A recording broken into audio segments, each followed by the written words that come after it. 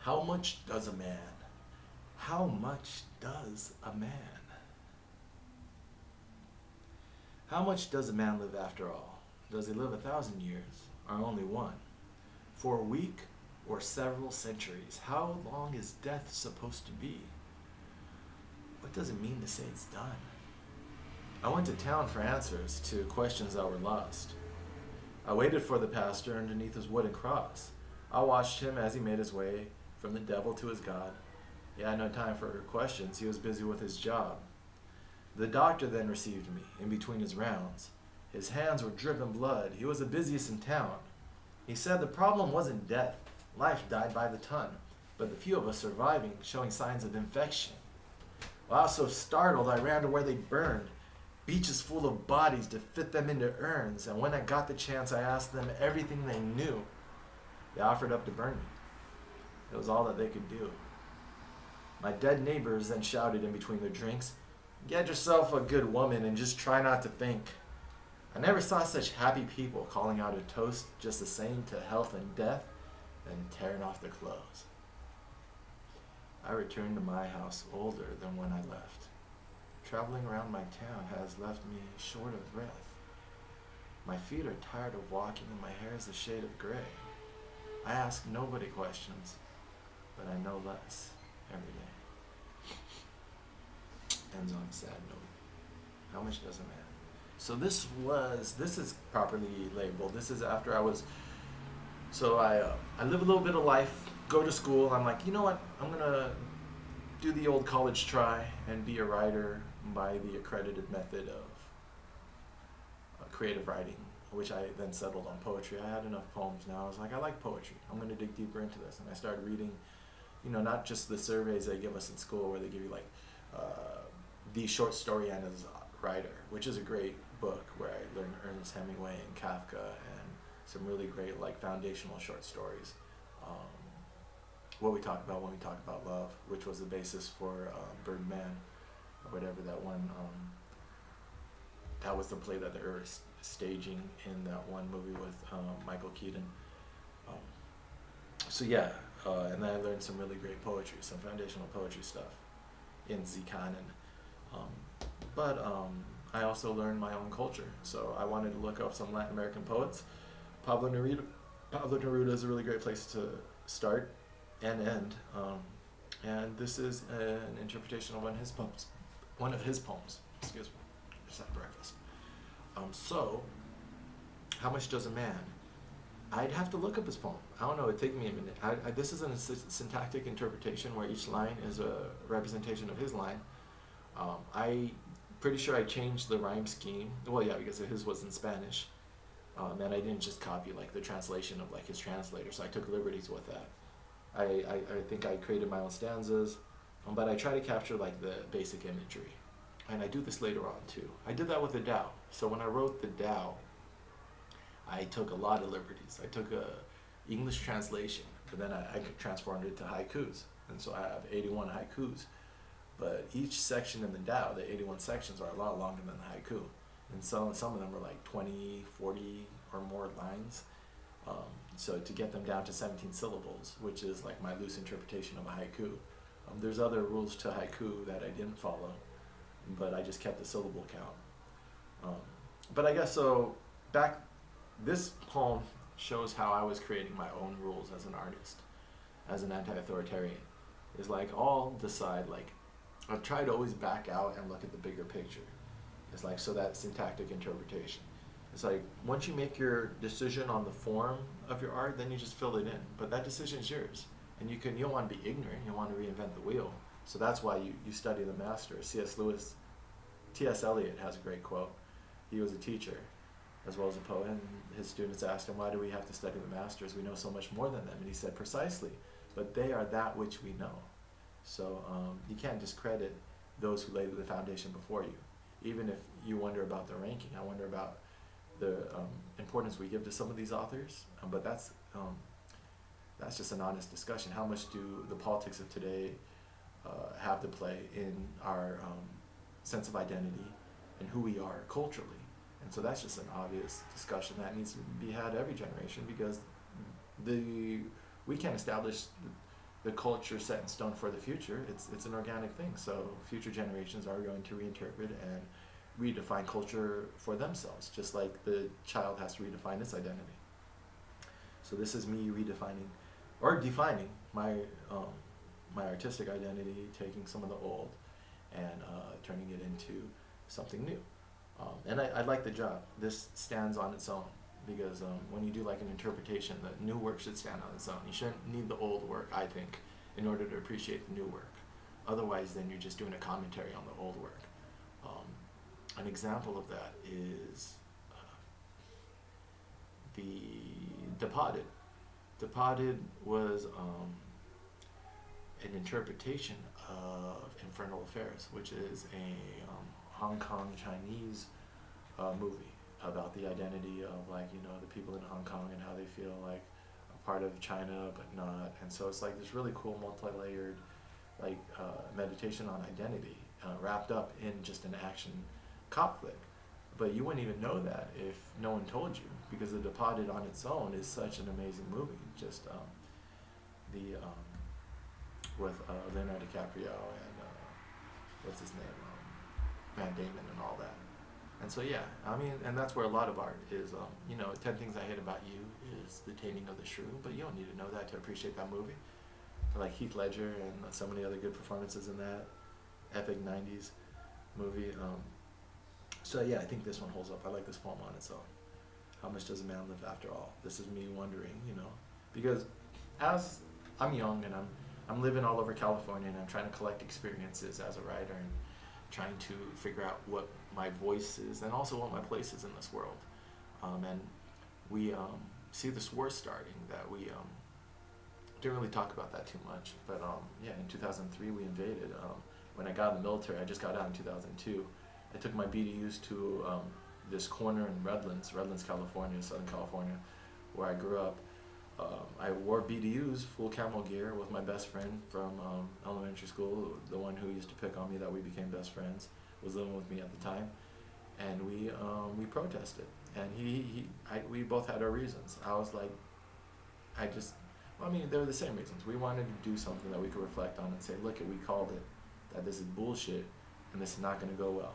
I hadn't read enough history to kind of verbalize my thoughts, but I knew a little bit about Howard Zinn, and I had a really good quote by him, that war in the modern age is a war against women and children. That the people who are going to suffer in this war aren't the people that we say we're going to attack. I just could see that from the outside, the overall pattern. And that's what's been borne out, is no matter how surgical they say the bombs are, no matter how smart they are in the shock and awe, when you actually look at the stories from the people who lived through it, and that's what we're going to do later on. I read some interesting books later on, and which backed up my intuition that this is about to be a huge shit show and a huge humanitarian crisis. And my friend the same way. It's just, if you're emotional and intuitive, you know that war's not good. You just, people don't go back to the Vietnam War and say, I wish we killed more people. People aren't even sensitive enough to the genocide we committed in Vietnam. So he said he wanted to be able to tell his kids that he protested this war. And I said that I guess I wanted to be able to tell myself. Thinking more about family now, but back then I felt like mine was more of a solo journey. Is that this independence of thought and the way I was going to live my life, I kind of knew I was on a trajectory that was going to be kind of solitary. And that's kind of been borne out, is that I build relationships and I build connections, but then I break them because I'm in this constant sense of exploration, and I was moving around every 3 months, trying to figure out what to do. That does not provide for the stability that a relationship requires, and that's most of my 20s. Only until I was 26, 28 did I actually slow down enough to have a long-term relationship, which I think I needed. I was I'm too much of this, and I need to do that. I need to experience real, full, developed love, and so luckily I got that. So this is after that protest. We held up signs. I wrote that quote, war in the modern age against women and children, or however he said it. And I hadn't even read people's history of the United States, just the internet. We had the internet. That's interesting about my generation. I was born in '82, so we were called the Oregon Trail generation, because in school we would play that game, Oregon Trail. We had computers in school, but really early computers. And so I have both lives. I have life before the internet and after. The only reason I got a cell phone was because that girl in Southern California wanted me to get a cell phone. She was like, "Oh, you have to get a cell phone so we can be in contact." Because she always held out the promise of romance, but I guess I wouldn't do enough to satisfy. Like, it's really hard when you're outside like the dominant structures. Like, people didn't get me. It's like, you don't work, you don't want to go to school, you don't want to work. What do you want to do? And then you're like, well, I'm going to eventually write a great work that's going to, like take its place in the Western canon, or in the canon of culture, human culture. It's like, oh, really, dude? Because that might, take until you're 50 or you're 60 to actually figure out your voice, or a story, or a parable, or a metaphor. Or I have one right now that I really like, but it would take me a little bit of stability to get out, about a year. But this last year has been really educational. 2018, when I reflect, is going to be when I really thought about my creative process and what can I expect of myself. How long does it take me to finish creative work? And that's why I can sit down and do something like this. I have a lot more patience with myself, and a lot more confidence in my creative ability. But this is what gives you confidence. Reflecting on your life is what allows you to really firm up that narrative and be like, all right, this is what I'm working with. These are my skill sets. This is the strength and the weakness. And real estate showed me that unified sense of self, and really a sense of who you are, is such an advantage when you go up and compete against other people, whether in business or the arts. Not that the arts is competition, but it's a competition against yourself in a way. Because when you sit down as a writer, you're really competing against your own desire to either create or to give up. And at many times you want to give up, even if it's just a song or something. And no matter how confident you are, there's going to be a day that you just are totally not confident, and you feel like none of this is worthwhile, and all of your assumptions were wrong, and your talent is a lot smaller than you thought, and then you have a little bit of shame and for your egoism and this and that. So you're gonna, if you're very sensitive, you might be up and down, and that's like a little bit manic. And I don't mind that, because when you're on, you're getting a lot of good workout. But just have patience for yourself, because when you drop, some people feel like maybe you have to be medicated in order to balance out more even, but then you wouldn't get those highs. And so I just try to have patience with myself, know when I'm in a funk, and then know what makes you better. In my life, working out has always really helped me stabilize my moods. And so if I'm getting into a heavy creative period like this right here, I'll make sure I'm doing walks in the evening, which doesn't sound like much working out, but like 3-4 miles is it's a little bit taxing on your body. Yeah, gym has always been a blessing to me. Just those are natural endorphins. But I talk about this to try to maybe relate to other people when they, other people who might get into these phases of like artistic phases where you feel a little bit manic. Is like, take the fruits and then just try to balance out the lows. You don't want to be a danger to yourself or others. So if you feel like you're getting to that point, then definitely do what you think you need to do. But start a dialogue with yourself. That's one of the most important things for anyone to do, but especially an artist. So you can figure out how to get the best of what's in your head out to everyone else and translate that into a work. If we had more artistic ways of expressing ourselves, and if we could share those with other people, share with other people tools of self-expression, perhaps maybe when they're feeling these really lows, they won't go and shoot up a school, or they won't go shoot like 1,000 notes. It's like, I would really love to be a part of this wave, this generation that gives more of our fellow society members tools to express themselves other than violence. And that's the benefit of the arts. So I'm expressing when you're young, you want to live, you want to get experience, but also you don't want to just collect experiences like you're collecting postcards. So how much does a man live after all? Does he live 1,000 years or only one? Like, how important is it to see everything? When people go to Puerto Rico, we would take them on, like, we call it like a Facebook tour. We take them here, take all these pictures, put them online. You're going to be awesome. You're going to look like you had a great adventure. But did you, or did we just game the system by taking you exactly where we know the areas are going to be most photographable? If any type of tourism's like that. Or are you actually like just slowing down and just having like sincere experiences? Sincere experience is quality over quantity.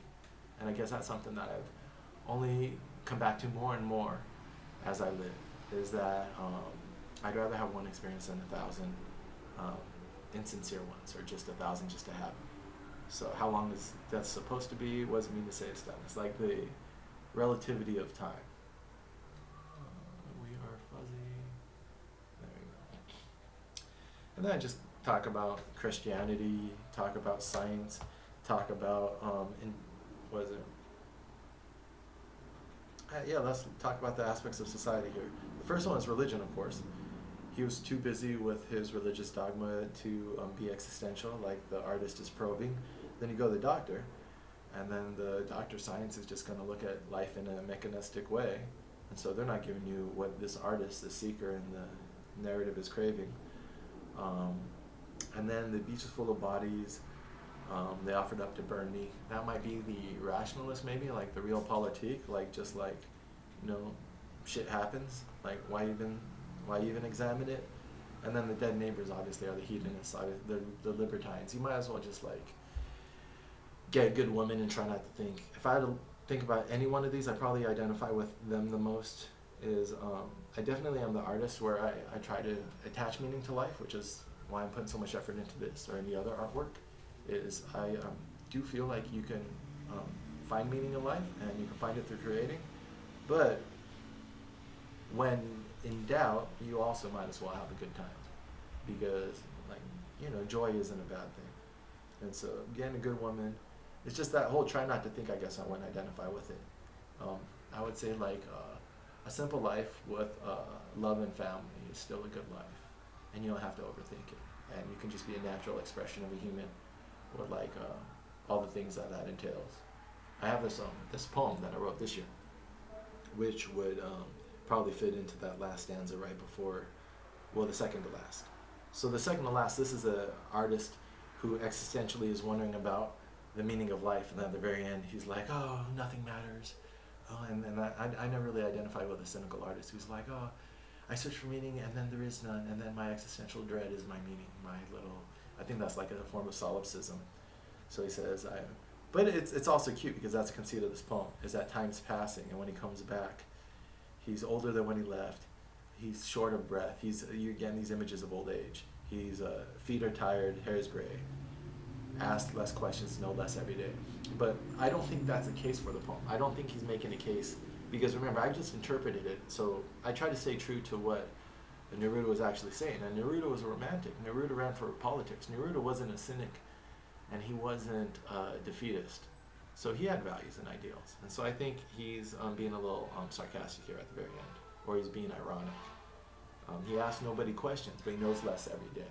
So that's not the way to take. That's just, he's been defeated by the false philosophies that he's encountered on his journey, but that's not to say that there is a true philosophy. So I think Neruda here is just criticizing these other ways to live, and he's given space for us to create our own. And if you look at Neruda's life, if you look at the life of an artist in general, that's one of the reasons why I'm doing this, is to say my statement on why I wrote these things and how I live my life, to try to take ownership over my narrative. Because I know when I do things politically, people are going to try to come in and tell me who I am or try to reinterpret myself for me. It's kind of a shit thing to do. So this is my, premeditated defense against that. If you look at Neruda's life, who apparently might have been poisoned, probably was poisoned. He's probably a victim of colonization. They take our best artists. Bob Marley died from an infection from shoes that he was gifted. Now, who gave him those shoes and whether it was purposeful, I don't know. But these people don't die natural deaths on their own. What's his name? The guy who wrote the books about John. I'll remember. But like a lot of artists have been taken from us for political reasons. So politics invades all aspects of our society, and that's why it's heavy on my mind. But yeah, I think he was, if you look at his life, he was very idealistic, and he stood up and tried to have an active participation. Someone told me that this year, be a philosopher, but be also a man. That was David Hume. So whatever you are, an artist, philosopher, you also have to be a participant in this society, which comes with its own moral responsibilities. So I was going to say, but if I had to fall back on something in between all that, when you want to make sure you maintain your joy and maintain a positive outlook on life. I lost my apartment this year. I was sitting there evicted. I just lost all my material possessions. trying to figure out if I was an idiot for walking away from real estate during the summer busy season when I could be making a lot of money. And I'm smoking a bowl and drinking a cup of coffee, as I like to do in the morning. And I was like, what do I need to be happy?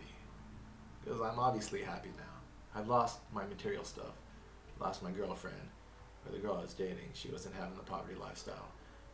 Really questioning what I believe in and who am I. And then I was like, wait, what would I say? I said, wake me in my own bed. Wake me in my own bed after full rest to have sex before eating a breakfast. That's what it is. Wake me in my own bed after full rest to have sex before eating a sleep. I'm gonna get it eventually. Wake me in my own bed after full rest to have sex before eating a large breakfast of meats and fats, smoking deep in contemplation within gardens with my second cup of coffee. Wake me in my own bed after full rest to have sex before eating a large breakfast of meats and fats, smoking deep in contemplation within gardens with my second cup of coffee. Wake me in my own bed to have sex before eating a large breakfast of meats and fats, smoking deep in contemplation within gardens with my second cup of coffee. My own bed. I own the bed because it's my house. After a full rest, because I had a good night's sleep, because nothing's worrying me to have sex, because I have a partner right there with me, waking up with me, before eating a large breakfast of meats and fats, because I find that stirs the mind. A light breakfast, light carbs, but you make sure there's some protein, there's some fats in there. Smoking, and then I have my after breakfast bowl, sometimes before, within gardens. This is something I loved about my apartment and anywhere I'm at, is that when you're sitting there meditating, after breakfast or during breakfast, being in nature, a garden, or like you go like into the beach or something. But that morning meditation to clear your mind and really like just let your human expression just kind of like run, is like being outside is really helpful. And then I find that like I need about 2 cups of coffee. First cup is like to start you up, and the second cup you kind of like savor, and I get about halfway through the second cup. Yeah, it's interesting to think now. I wrote this when I was young, and it's like, all right, now I relate more to that second to last stanza. But it's a poem. It's a capture. It's a capsule. It's a time capsule. That's what, as all art should be.